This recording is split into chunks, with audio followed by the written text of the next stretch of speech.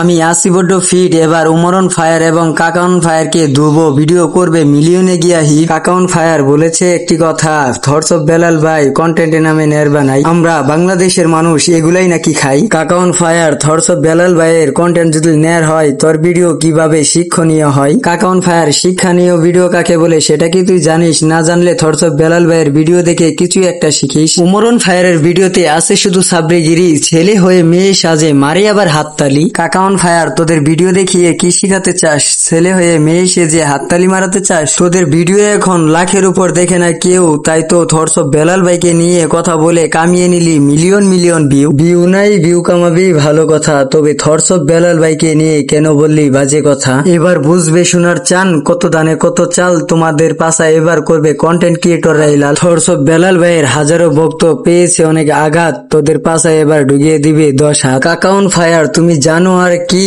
অন্য জনটাই চেটে বড় হয়েছো, খেতে চাও আবার ঘি। তোরা দেখাইস না আর বেশি বাপ, 2 দিনের মধ্যে লাইভে এসে থটস অফ বেলাল ভাইয়ের ভক্তদের কাছে আর থটস অফ বেলাল ভাইয়ের কাছে চাবি মাপ।